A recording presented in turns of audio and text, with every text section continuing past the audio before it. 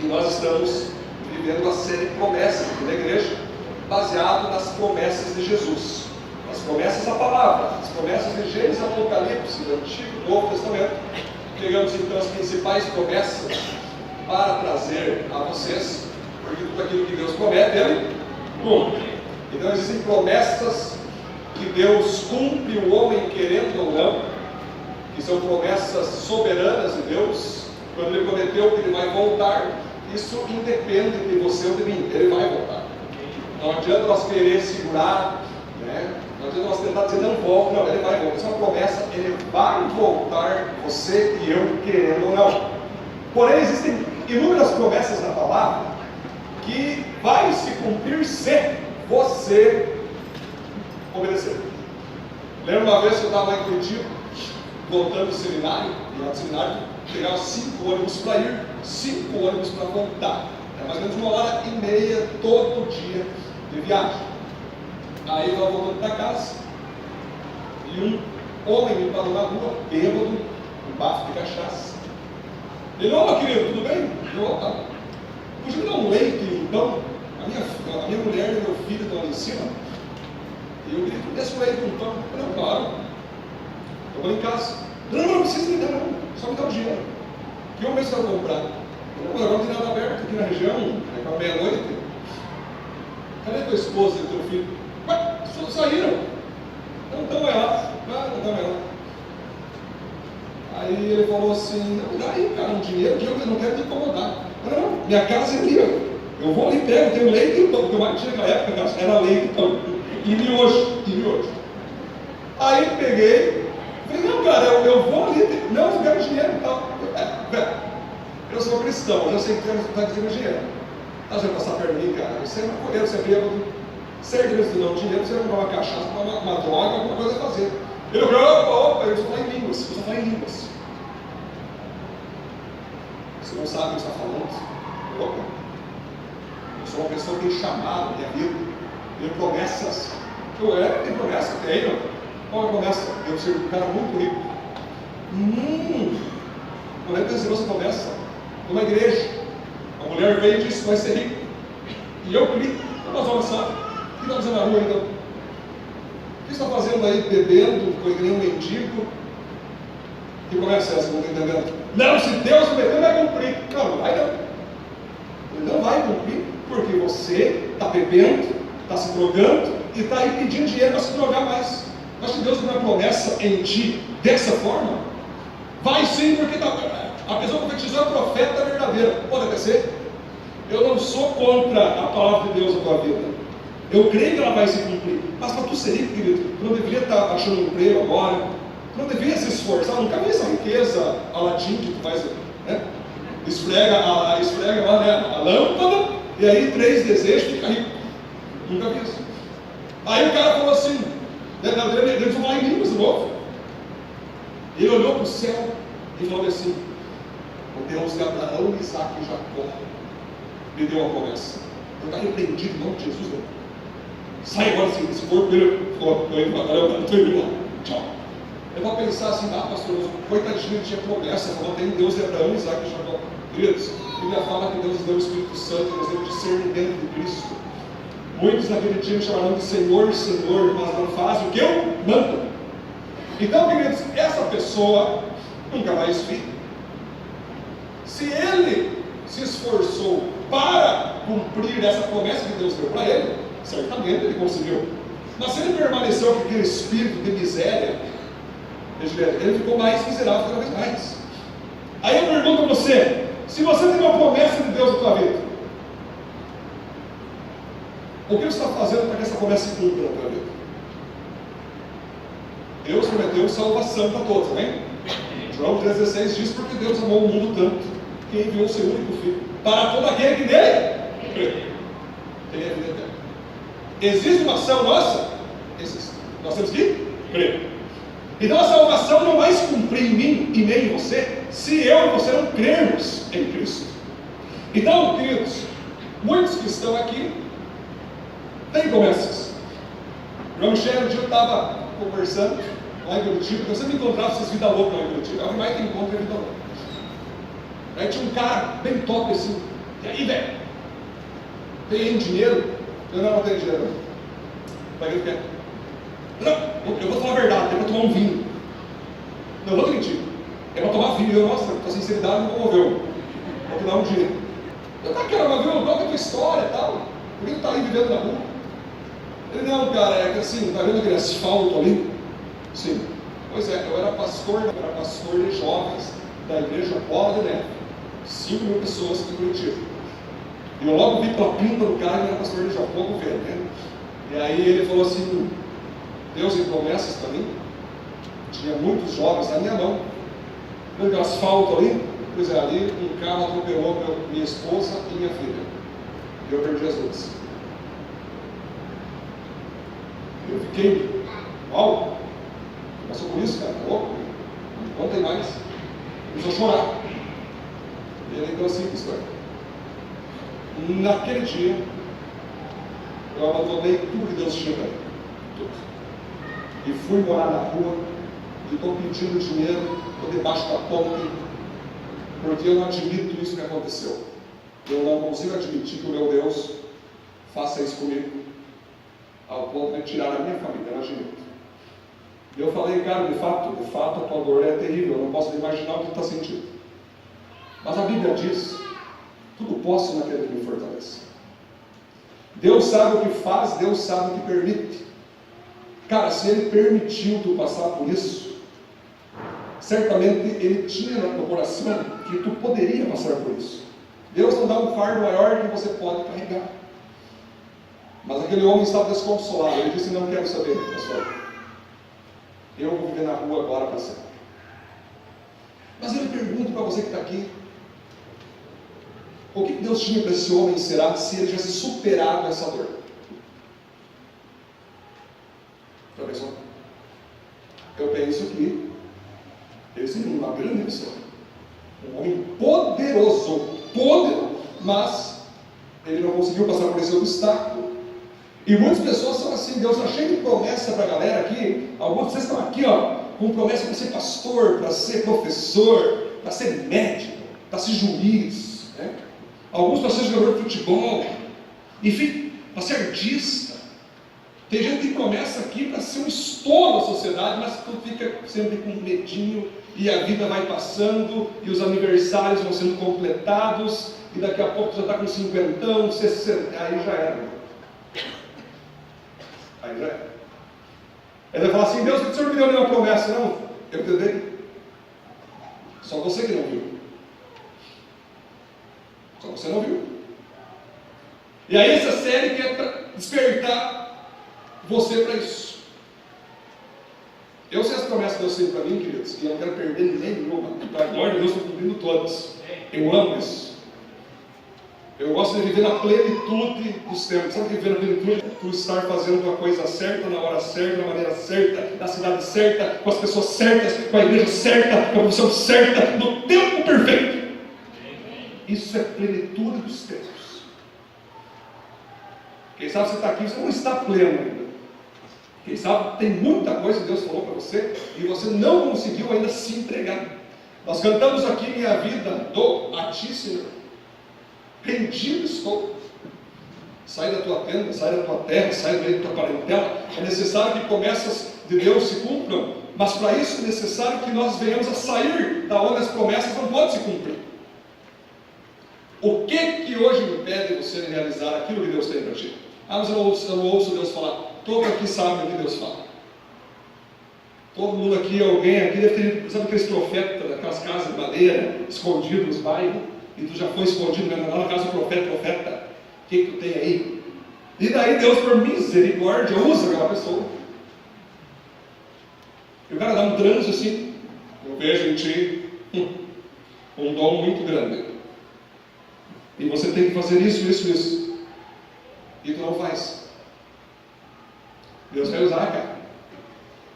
Deus vai usar pessoas, profetas, igrejas. Se tu não vir na Viva e tu pensar, eu vou me esconder numa igreja fria, lá Deus vai falar contigo. Mas melhor, não vou em nenhuma igreja, vou para o mundão. Lá no mundão, Deus vai usar um bêbado, ou vai usar um drogado, que vai ser usado por Deus para dizer para você e lembrar para você da promessa. Amém, queridos? Então nós vamos falar hoje sobre a promessa de 100 vezes mais. Jesus nos prometeu que se nós crêssemos nele, ele nos faria colher 100 vezes mais o que nós plantássemos.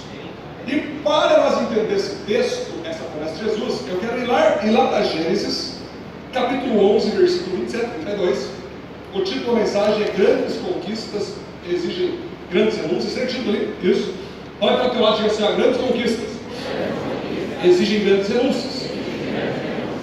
Então nós vamos ler dois textos para nós entender o sucesso de Abraão. Gênesis 11, vamos lá. São esses descendentes de Terá, que foi o pai de Abrão. Olha quem é o pai de Abrão: Terá. Foi pai de Naor, de Arã.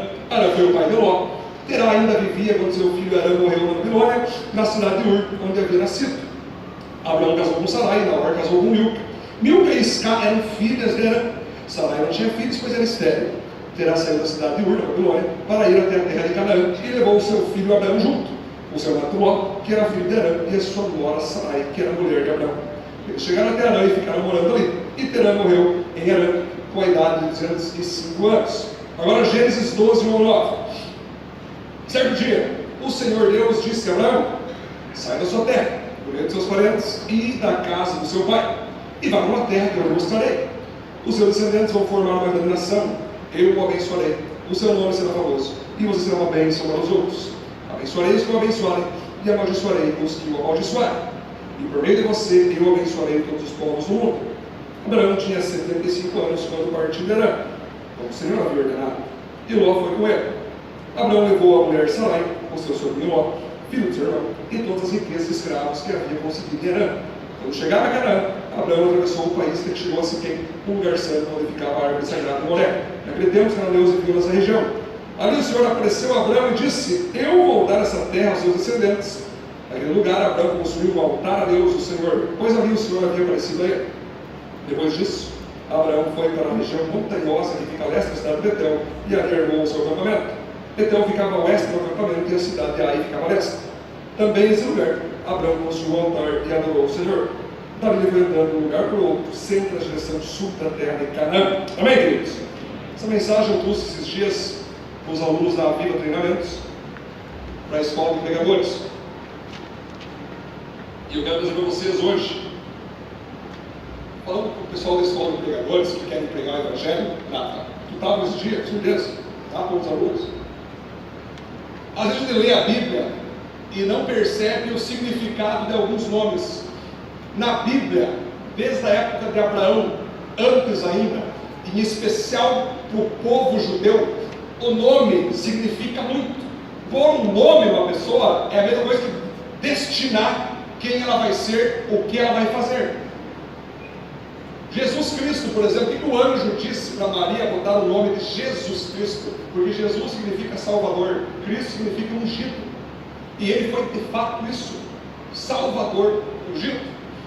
Aí você vai ver ali, queridos, que é uma revelação dos nomes em Gênesis 11, 27 e 32. Pode passar. Olha, gente, você vai ver que o pai de Abrão se chamava Terá, que em hebraico significa viajante vadio. Atenção, você vai ver em Gênesis 11 que Deus não chamou Abrão, Deus chamou o pai. Deus chamou Terá para ir para Canaã. Aí a Bíblia diz que ele foi até uma altura e não quis mais ir para Canaã. Não quis mais, ele se acomodou, ele ficou bem naquela posição que ele estava. Mas Deus tinha dado o chamado para ir para Canaã para o pai de Abraão. Só que ele, como o seu próprio nome diz, foi um viajante vadio. Ele estava de boa, estava indo para o seu chamado, aí ele ficou parado numa terra onde ele estava acomodado, onde ele estava tranquilo, e não quis mais ir ao seu chamado. Não quis mais. Aí você vai ver que tem outro nome lá chamado Naor, outro filho de Terá, significa resfolegante, soprador, cansado. Olha aí.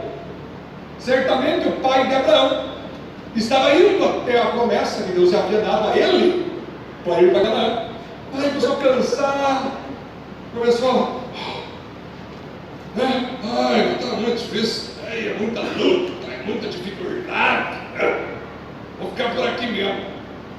Aí o outro cara chamado Arã, significa montanhosa, região montanhosa, orgulhoso, ou seja, o pai de Abraão começou a se achar um cara, começou a achar que ele podia criar a sua vida e ele podia se estabelecer onde ele queria e onde que Deus queria. O orgulho subiu a cabeça do pai, então ele não foi para onde Deus queria que ele fosse. Mas vai ver depois Ló. O nome Ló significa véu, cobertura, revestimento que não se vê. Esse pai de Abraão teve um momento na sua vida que esse orgulho, essa vontade de viver para si, essa vontade de fazer o que ele queria e não o que Deus queria, cegou o entendimento dele, cegou a visão de Cristo dele, cegou a visão de avançar como cristão aonde Deus queria. Ele ficou cego. Ele não quis mais andar. Aí você vai com outro nome, Babilônia, que significa grande confusão. Aí, certamente Deus falava com ele: Terá, vai para Canaã. E o diabo: não vai, fica aqui, fica nessa cidade, fica em Arã, fica aqui. E Deus: não vai, e o diabo: não vai. A pessoa que, quando tem um chamado de Deus, e ela é vadia, e ela é cansada, e ela é cega, ela fica num ponto que o espírito de confusão pega ela.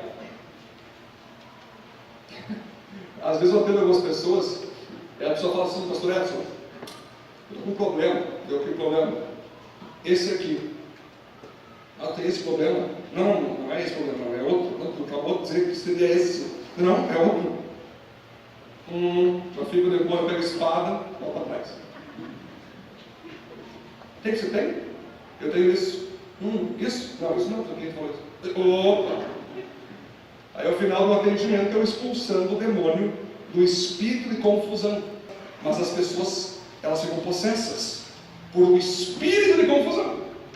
Eu já expulsei demônios, espírito de confusão, que a pessoa fica assim, Esse espírito é aquele que atua nas pessoas, que elas nunca sabem o que querem da vida. Elas nunca sabem que emprego pegar. Elas nunca sabem que igreja ir. Elas nunca sabem o que tem que fazer. Elas nunca sabem o que tem que fazer com o dinheiro. Elas nunca sabem o que tem que fazer com a... Elas sempre estão assim: será que eu vou? Não vou. Vou, não tenho entendido. Não fui, entendido. E fica nessa coisa. E não vai para lá, e nem para cá. E sempre fica ali. É um espírito de confusão. E aí mostra nessa palavra que o que impede muitas pessoas, o que impediu Terá de ir para Canaã, vamos lembrar aqui, o chamado para ir para Canaã não é de Abraão, é do pai de Abraão. Aí não sabia se. Aí vai ter uma cidade chamada Ur, que significa fogo, chama, brilho. Sabe o que é isso? Terá teve paixão pela sua vontade. Brilhou nos seus olhos ele fazer o que ele queria e não o que Deus queria. Muitas pessoas não conseguem romper o seu chamado, porque ela ainda está brilhando o olhinho para algum pecado, ainda está brilhando o olhinho para algum egoísmo. Rapaz, os adolescentes eles postam no Facebook assim: se te faz feliz, pode fazer. Assim pensava o viajante vadio. E faz feliz não ir para Canaã. Agora ficou até uma moda essa frase, que eu fiz ela, inclusive, colocando a assinatura de Satanás. Eu já falei para vocês assim, quando se vai retrasar. Quem que pensa, quem que assina embaixo para dizer: se te faz feliz, come da árvore do conhecimento do bem e do mal. Se os teus olhos acham linda a fruta, coma. Afinal, ser feliz é a missão de vida, não? Ser feliz é a missão da vida da pessoa. É a missão do viajante vadio, o esfolegante soprador cansado. Aí, Sarai significa princesa, mais um. Sara mãe de príncipes e princesas. Sarai, então, olha que revelação, ela queria ser uma princesinha, ela não queria sofrer, ela não queria ficar dodói. As coisas que Deus me pede é muito dolorida, as coisas que Deus me pede é muito difícil de fazer. Papai fica bravo, mamãe fica brava, cultura fica brava, família vai ficar brava, todo mundo vai ficar bravo. Eu sou a princesinha do meu filho, da minha família. Então eu não vou obedecer a Deus, porque obedecer a Deus vai fazer a minha família, ou os meus funcionários, ou a sociedade se levantar contra mim. Eu sou a princesinha. Porém, Deus muda o nome de Sarai para Sara, porque não era para ser princesinha, era para ser mãe de príncipes e princesas. A senhora de Milca, rainha, Isca, aquela que olha e observa. Então tem muitas pessoas que têm um trono no coração, aonde eles reinam, não Cristo, e eles ficam só observando Deus falar com eles, irmão Leandro. Eles ficam observando o que Deus tem para eles, mas eles não fazem. Aí vamos chegar agora, olha que interessante. Nesse exato momento vocês entenderam, queridos, que Gênesis 12 fala o seguinte: depois de Deus ter percebido, seus, que o pai de Abrão não queria ir para Canaã, os planos do Senhor não podem ser frustrados, diz Jó. O que pode ser frustrado é a pessoa que diz não para o plano de Deus. Mas se Deus tem um projeto que Ele quer executar na terra, Ele vai chegar para o Pedro e vai dizer: Pedro, está tão mal, Pedrinho. Se o Pedro dizer não, ele vai dar para o Cássio, ele não quis pegar. Se o Cássio dizer não, ele vai jogar de mão, até que alguém pegue e faça o que Deus mandou. Porque os planos de Deus não podem ser frustrados. Aí, você acha que porque Terá não quis o plano de Deus, Deus abandonou o projeto de levar alguém para Canaã? Não. O que ele falou? Abraão, chega aí. Tu é filho do vadio, né? Tu é filho do cansado, né? Tu é filho do confortável. Tu é filho do desobediente. Pois então, eu chamei teu pai para ir para Canaã, ele não quis, estou dando para ti o projeto. Mas para que você cumpra esse projeto, você precisa sair dessa terra onde é que teu pai me desobedeceu, abandonar a tua família, sair desse ciclo, um DNA de desobediência à minha voz, e partir para a terra onde eu vou demonstrar que é Canaã. Você entende a revelação? Aí Deus, em determinado momento, Abrão, significa pai. Rão, grande. A Bíblia fala que a palavra pai em hebraico é Abba. O Espírito do Senhor clama ao meu espírito: Abba, pai. Então de Abba vem Abrão, que significa Abrão sem o outro A. Um pai exemplar, um pai show, um pai bom, um pai top, um pai querido, um pai maravilhoso internamente, porém sem influência na sociedade nenhuma. Aí Deus quer mudar o nome dele e bota Abraão, que é pai de multidões. Aí você pensa que Deus te chamou para você ser pai apenas dos teus filhos de sangue. Aí você pensa que a tua vida, o teu chamado, é você só trabalhar, comer, sentar no sofá, olhar a televisão e curtir a tua família. Cara, parabéns, você está no bom caminho, curta a tua família, isso é um pilar que nós ensinamos. Mas Deus tem algo maior que ti. Ele quer que você tenha filhos espirituais, filhas espirituais. Ele quer que você tenha pessoas que te vejam como admiradores. Ele quer que você influencie multidões de pessoas que vão dizer: cara, graças à tua vida a minha foi transformada, graças à tua pregação eu fui transformado, graças à tua influência você causou a transformação na minha família, na minha história, na minha descendência. Se você quer só ser um bom pai de família, parabéns, isso é um grande avanço, mas Deus tem para ti 100 vezes mais. Amém? Aplaudir a Deus por isso?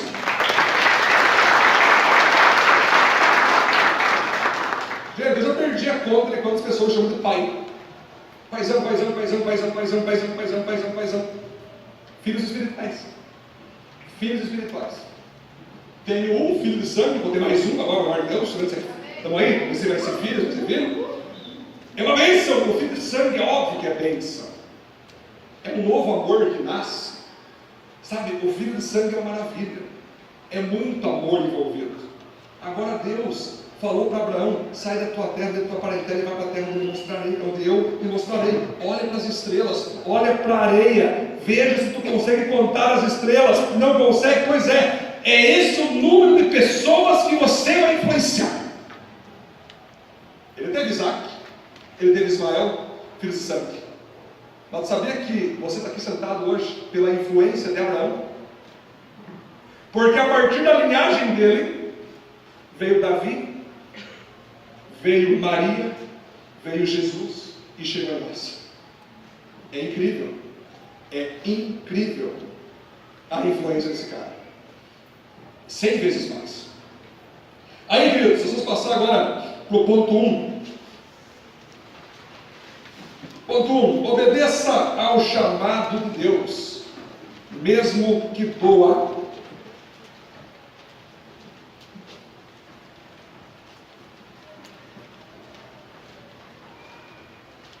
Todo chamado de Deus nos tira do nosso conforto egoísta. Entenda aqui, quando Deus falar com você, e Ele vai falar, e Ele te der um projeto novo, uma caminhada nova, um sonho novo, uma proposta nova, vai ser necessário você entender que aquilo que é antigo que você segura, que aquilo que é costumeiro que você tem na tua mão, tem que ser abandonado.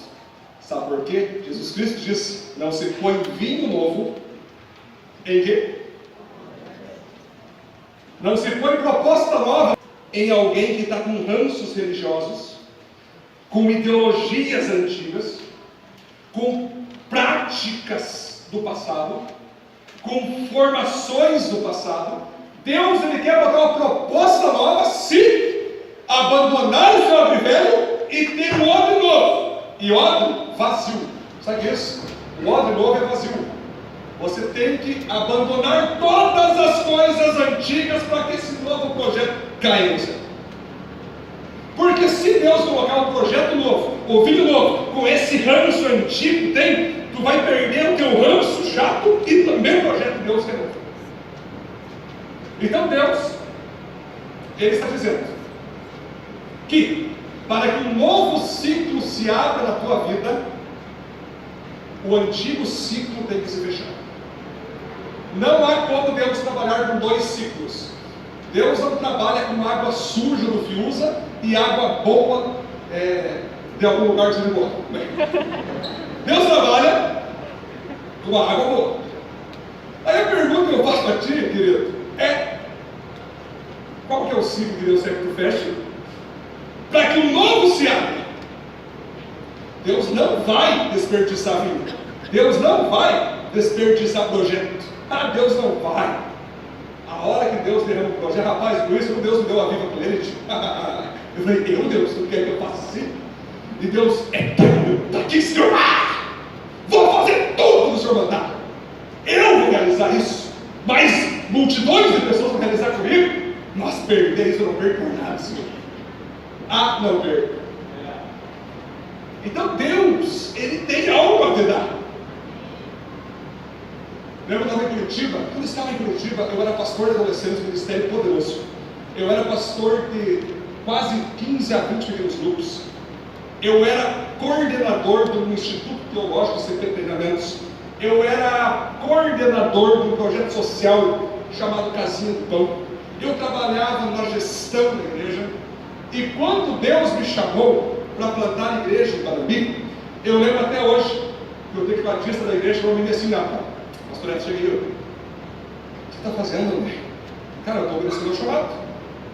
Eu sei que eu vou para Panambi. Eu lembro assim, os adolescentes chorando, Juliano.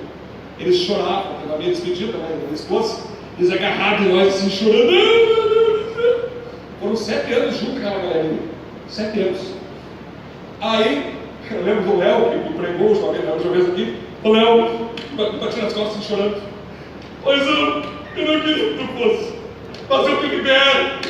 Mas na minha bênção. E eu lembro que aquele tecladista, um grande irmão, ele, pastor Edson, tu vai abandonar tudo que tu construiu em Curitiba para começar algo do zero, então tu tem certeza? Eu tenho. Mas cara, pensa, você tem tudo isso, tu é líder de um monte de coisa, tanto cara principal da igreja, você, e sem contar minha esposa, que era secretária da igreja, era gestora junto com os pastores, e ele, cara, tu vai fazer isso? Eu falei, vou. Mas por que tu vai entregar tudo por algo que tu não sabe o que vai acontecer? Então tá, eu sei o que vai acontecer. Calma aí. O que está acontecendo hoje aqui eu já vi. O que vai acontecer eu já vi também. Ontem estava falando com um cara em Curitiba e ele assim, pastor Edson, eu sei o que está acontecendo com a minha vida. Eu falei, eu sei. Eu acessei o teu futuro e você vai ir para lá. Eu visualizei Deus, quando Ele nos chama para abandonar algo, Ele nos dá uma visão do que vai acontecer. Abraão sai da terra da tua parentela, agora olha para as estrelas. Está vendo as estrelas? Conta as estrelas. Não consigo contar, senhor. Muito bem. Olha para baixo agora e vê se tu consegue contar os grãos da areia. Não consigo, senhor. Pois é, está vendo tudo aí? Isso eu vou fazer com você agora. Os teus descendentes vão formar nações. Você vai perder a conta da influência que você vai ter, porque você vai sair do antigo ciclo, vai entrar no novo ciclo, e eu já estou te garantindo com uma visão que você vai chegar a ser grande nessa terra. Aí, as pessoas elas olham para quem renuncia, elas pensam, tu vai fazer isso? Mas claro, eu vi. Queridos, o dia que eu entrei aqui dentro, tudo dava uns escombros, não dava para traduzir o que tinha aqui dentro. Você acha que tinha isso aqui? Não, são uns escombros, só dava uns bichos aqui. Meu Deus. Eu olhei, eu vi isso aqui, gente. Eu vi essa cadeira assim, eu vi um pau. É aqui. Eu lembro do negócio, o Cássio olhou assim, pastor, ele vai cobrar muito caro. Eu não, eu vou dar essa proposta para ele, porque ele Deus. O Cássio olhou, pastor, é loucura essa tua proposta, pastor. Eu falei, cara, você é de Deus, né, Cássio? Ele vai aceitar. Chegamos, queremos a mulher. Qual que é o valor? Ele falou o valor dos nós. Quer dizer o valor? Ah, Deus falou comigo. Tentou essa proposta. E o cara, pode ser! Eu chegando assim, aquela festa, estamos aqui, bora já Deus mesmo. Porque eu tenho essa visão. E um dia nós vamos sair daqui. Ó. Se você se acostumar com isso aqui, você vai sofrer. Não, você se desapega. Porque eu já estou com uma visualização do templo, da escola, do ginásio, da nossa ONG. Então vocês vão ver, gente, que nós temos que fechar antigos ciclos, mesmo que doa. Eu vou perguntar para mim assim, pastor, chega aí, pastor. Como é que foi para ti sair de Curitiba e vir a Panambi, pastor, abandonar os adolescentes, pastor? Claro que eu sofri. Foi difícil? Rapaz, eu chorei que nem uma criança. Eu e minha esposa chorando os adolescentes assim, ó, que nem uma criança. 7 anos assim, nós juntos. O último acampamento chamado Radicalize, eu lembro até hoje. Ainda veio um vídeo com o Silvio Barreto ainda, convidando o povo, eles estavam apaixonados, gente. Fizemos a nossa despedida, aquela dor. Mas eu tinha visto as estrelas. E eu sabia que eu ia anunciar o ministério de adolescentes para ganhar um planeta inteiro de Jesus. Bom, glória a Deus por isso. Então entenda que Deus não vai pedir para você renunciar a algo agora, aonde você não vai ter algo muito maior depois. Lembra daquela ilustração que está Jesus segurando um urso gigante atrás dele e a menininha com a bonequinha atrás assim, bem pequenininha a bonequinha, e Jesus dizendo, me dá essa boneca aí. E ela, não quero dar minha boneca, porque a minha boneca ela faz tempo. Só que ela não via o urso, engraçado, ela não via o urso. E Jesus vai me dar a boneca, eu vou te dar outra coisa. E a menininha, eu não posso dar a boneca, porque se eu dar a boneca, eu não quero, eu não posso pegar a boneca. Aí termina a ilustração. Resumindo, às vezes você está com medo de entregar algo que você acha grande, é porque tu não sabe o que tem por detrás dessa entrega, vai ser algo muito maior. Conta uma história de um grande sábio andando com seu discípulo. E ele foi até uma aldeia, onde ali tinha uma casa de madeira destruída, pobreza, uma família pobre, uma família doente, mas que lá tinha uma vaquinha, tinha uma vaca ali, e aquela vaca dava leite para aquela família, aquela vaca providenciava alimento para aquela família, e porque desse caso, como a vaca estava ajudando eles não queriam fazer nada mais, a vaquinha dá leite, e eles passaram a vida inteira ali raquíticos, somente aquela vaquinha, casa pobre, terreno destruído, porque eles estavam presos àquela vaquinha que a vaquinha alimentava. Um dia, o sábio disse para o seu discípulo, vem aqui um pouquinho, vai de madrugada, pega aquela vaca, joga no precipício e mata aquela vaca. E o discípulo, não, Senhor, não faz isso, coitadinha da família. E o sábio, faz o que eu estou mandando. Não posso fazer isso, é tudo que aquela família tem que sobreviver. E o sábio, confia em mim, faz o que eu estou. Aí aquele discípulo foi, com dor no coração, a família estava dormindo em casa. O discípulo pegou aquela vaquinha, jogou no precipício lá, matou a vaca, assassinou direitos humanos esse cara, a vaca. Cometeu ali de fato uma vacofobia, matou a vaca. E aí ele voltou para o sábio não devia ter feito, fica tranquilo, vamos embora. Não quero dar falar para eles que bateu a vaca. Vamos embora. E vazaram embora. Passou 5 anos. 5 anos. Aquele sábio chega e disse, vamos lá naquela casa lá, vamos lá ver a aldeia? Vamos. Chegou lá, uma cidade. A casa onde eles moravam era uma fortaleza. Bois, galinhas, tinha tudo lá, estradas. Eu disse, o que aconteceu aqui? Vamos lá. Chegou. E aí, família, lembra de nós? Lembro. E aí? Tá tudo certo aí? Como é que vocês estão? Olha, tu não sabe o que aconteceu. O dia que vocês foram embora, levantamos de manhã cedo, como de costume, para tirar leite da nossa vaquinha. E para nossa desgraça, a vaca estava morta. Cheguei em casa, contei para os meus filhos, para a minha esposa, nós choramos, desesperados. E aí eu levantei e disse, família, agora nós não temos mais a vaquinha, temos que trabalhar. Agora tem que dar um jeito de se virar para conseguir o sustento. E aí eu comecei a fazer parcerias, comecei a trabalhar, comecei a plantar, comecei a construir, comecei a eu dar um jeito e hoje somos ricos assim. Eu não sei quem matou minha vaca, mas eu sou grato a essa pessoa para sempre. Aquele discípulo.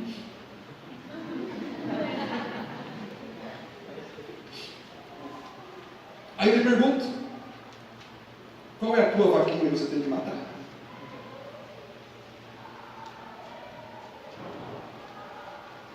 Eu lhe pergunto, que vaquinha é essa que você retém dela leite e acha que está bombando, mas isso está te destruindo na verdade? Deus tem algo muito maior que uma vaca para você. Amém? O ponto 2. O chamado de Deus é fazer Ele brilhar, não você. Entenda que, se você quer viver com Deus, 100% das suas ações, de 100%, 70% daquilo que você não quer fazer, você vai ter que fazer. E somente 30% daquilo que tu quer, você vai fazer. Com Deus é assim. Nós não falamos que Jesus é nosso Senhor? Pois é, se tu fala que Jesus é teu Senhor, Senhor manda, Senhor ordena. E quando tu entrega para Jesus como Salvador e Senhor, você tem que entender que Jesus não vai conseguir ser teu Salvador se Ele não for teu Senhor. O que mantém tua salvação é a tua obediência ao senhorio de Cristo. Mas para que Ele seja Senhor, é evidente que, então, as suas maiores ações vão ser para agradar a Ele. Não é 80% você se agrada e 20% Deus. Não. 70% Deus e 30% você. E veja só, a Bíblia fala o seguinte: confia em Deus e Ele saciará, e Ele realizará os desejos do teu coração. Aí você fica com aquele teu egoísmo carnal. Uau, que promessa, hein? Confia no Senhor teu Deus, Ele vai satisfazer os meus desejos. Eu quero ter desejo de prostituição, desejo de corrupção, desejo de religiosidade. E ele fez, que promessa maravilhosa, tudo posso naquele que me fortalece, até pecar eu posso.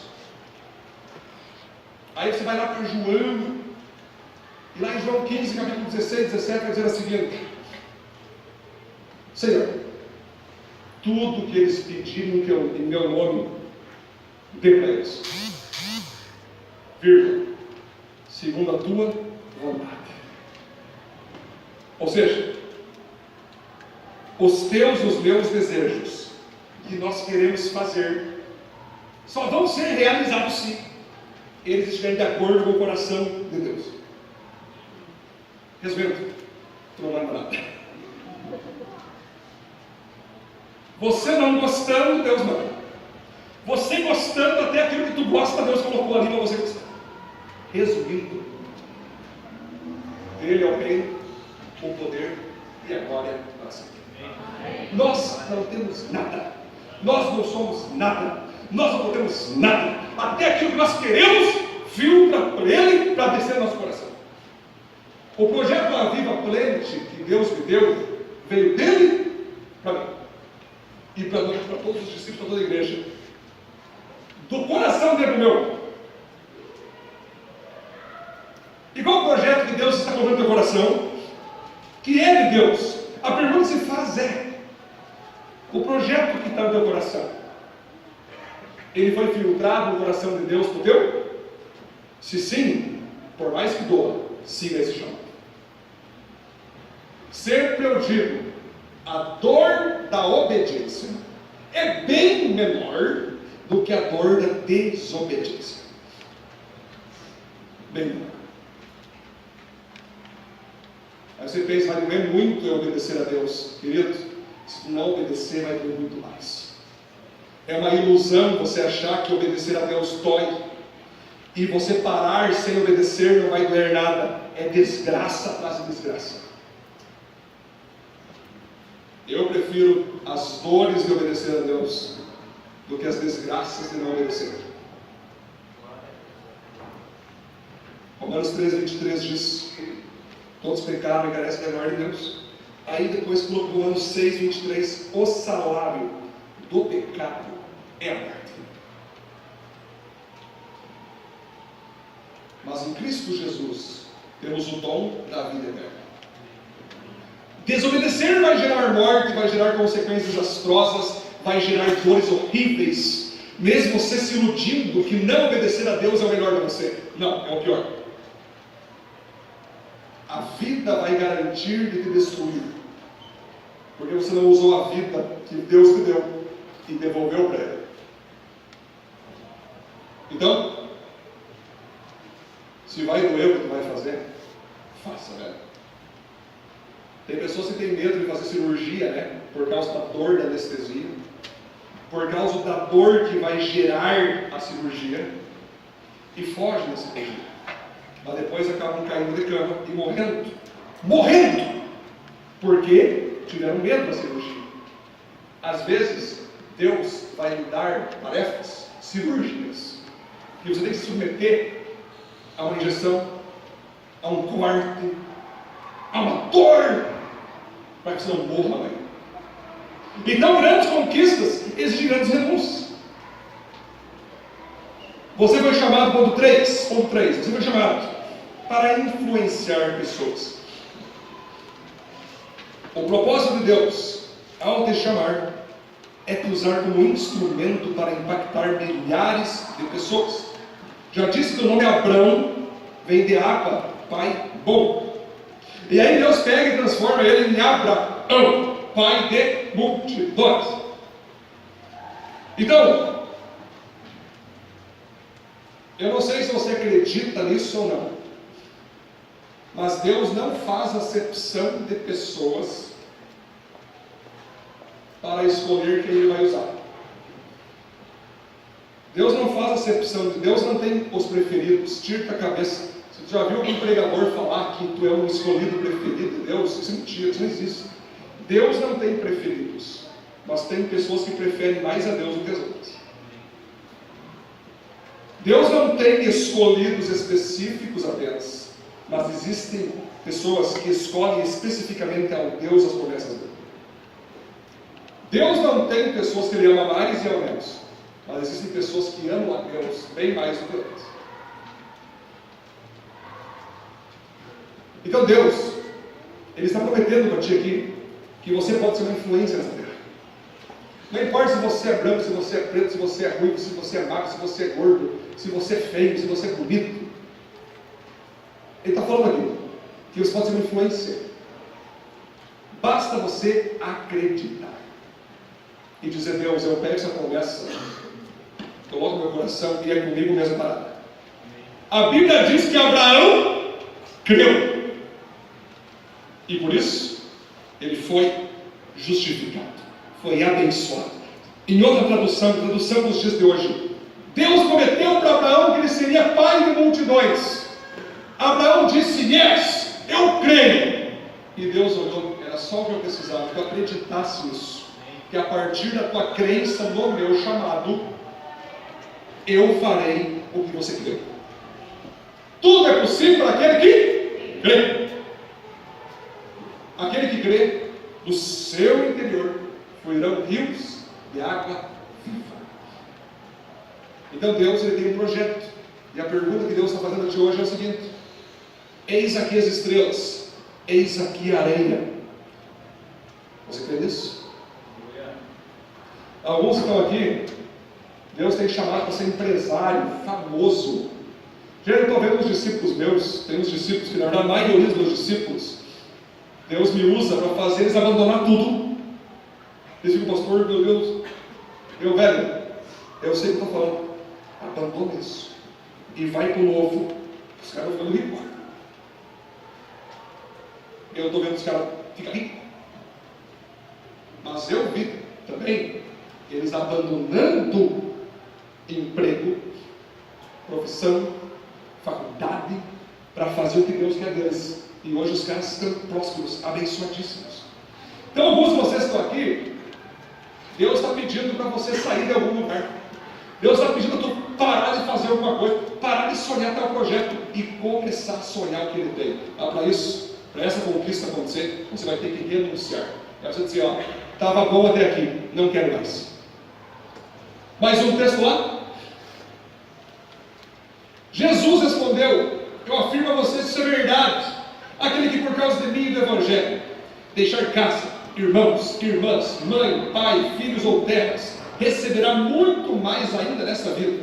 Receberá 100 vezes mais casas, irmãos, irmãs, mães, filhos, terras e também perseguições. Essa parte o pessoal esquece disso. E no futuro receberá a vida. Você está entendendo que se você obedecer a Deus, você vai ter pessoas que vão te apoiar. Tu vai ter irmãos que vão dizer: isso aí, vai ter pais, eu te abençoo. Tu vai ter irmãos que estão contigo, e tu vai ter também pessoas que vão te odiar, porque você teve coragem que eles não tiveram de renunciar o que eles não tiveram coragem de renunciar.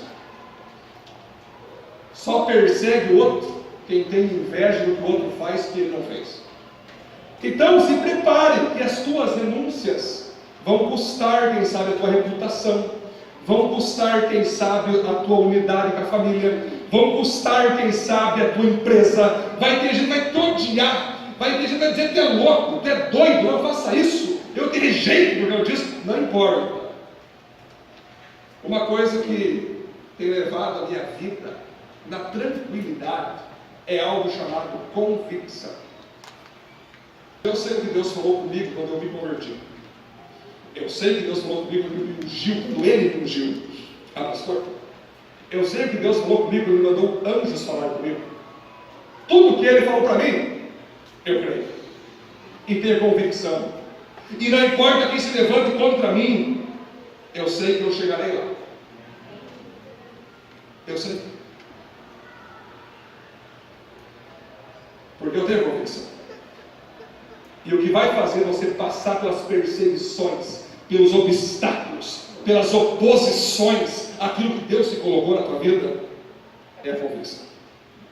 Tu não pode perder a convicção de quem tu foi chamado para ser e de quem tu foi chamado do que você foi chamado para fazer. Não pode perder essa convicção. Porque no momento que você perder a convicção, você perde tudo. Jesus disse: aquele que põe a mão no arado e olha para trás, não é digno de mim.